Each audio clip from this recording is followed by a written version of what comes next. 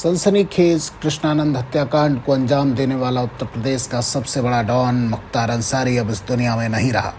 60 साल की उम्र में उसने दम तोड़ दिया। गुरुवार देर रात उसे हार्ट अटैक आया था, जिसके बाद बांदा जेल से उसे मेडिकल कॉलेज शिफ्ट किया गया, लेकिन हालत इतनी नाजुक थी कि डॉक्टर भी अंसारी को नहीं बचा सके। इस तरह से यूपी में एक और डॉन का अध्याय हमेशा के लिए समाप्त हो गया। आइए जानते हैं एक स्वतंत्रता संग्राम सेनानी के परिवार का शख्स कैसे माफिया डॉन बना और उसके जुर्म की हिस्ट्री क्या है। जब मुख्तार सियासत की सीढ़ियों पर तेजी से चढ़ रहा था, उस वक्त मुख्तार के रास्ते में बीजेपी नेता कृष्णानंद राय की चुनौती आई। राय के कैंपेन को मुख्तार के विरोधी सपोर्ट कर रहे थे। 2002 में मोहम्मदाबाद से मुख्तार के भाई और कई बार के विधायक अफजाल अंसारी को राय ने हरा दिया, तो यहीं से दुश्मनी चरम पर पहुंच गई। फिर नवंबर 2005 में वो हत्याकांड हुआ जिसे पूर्वांचल अब तक नहीं भूल पाया है। गाजीपुर की बात है। कृष्णानंद राय एक क्रिकेट प्रतियोगिता कार्यक्रम से वापस लौट रहे थे।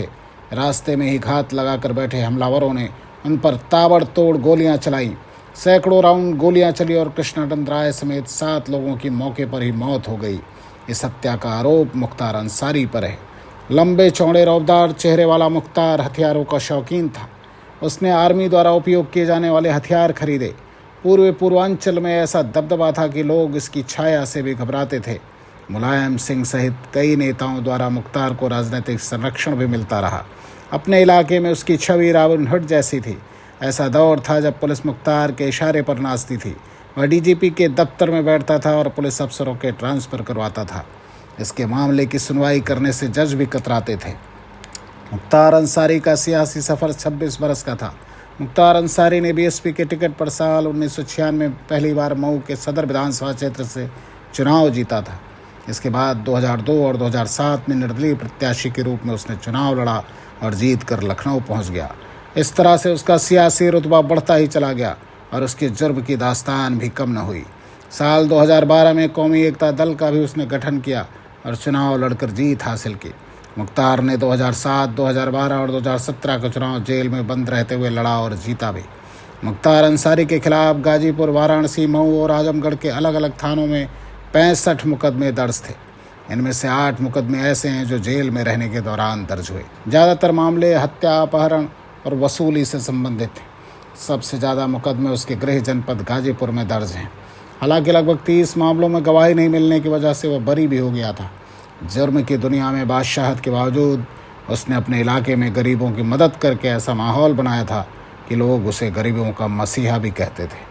लखनऊ, गाजीपुर, चंदौली, आगरा और दिल्ली जैसे इलाकों में भी क्राइम के मामले में अंसारी के ऊपर कई केस चल रहे थे।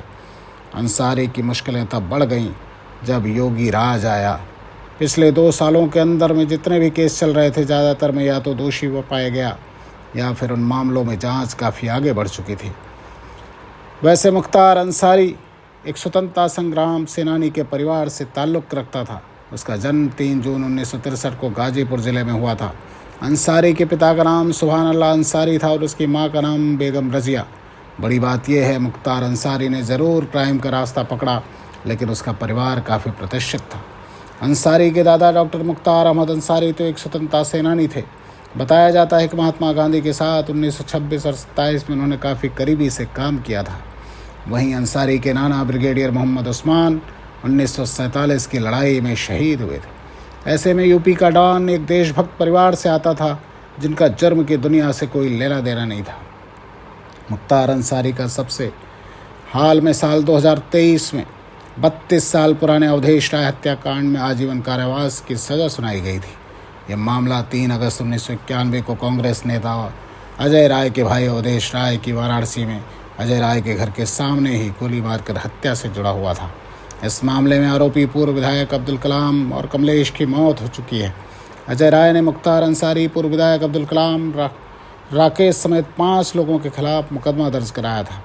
बाद में इसकी जांच सीबीसीआईडी को सौंपी गई थी। 31 साल पुराने इस मामले में अभियोजन और गवाहों के बयान दर्ज होने के बाद मुख्तार को उम्र कैद की सज़ा सुनाई गई थी।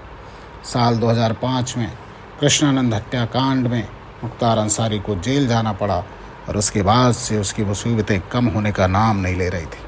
आखिरकार मुख्तार की मौत हो गई। मुख्तार की मौत के बाद विवाद भी बढ़ गया है।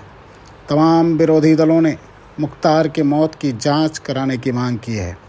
कहा जा रहा है कि उसे जेल में स्लो पॉइजन दिया जा रहा था। वीडियो पसंद आया हो तो इसी तरह की तमाम खबरों को देखने के लिए हमारा YouTube चैनल लाइक और सब्सक्राइब जरूर करें।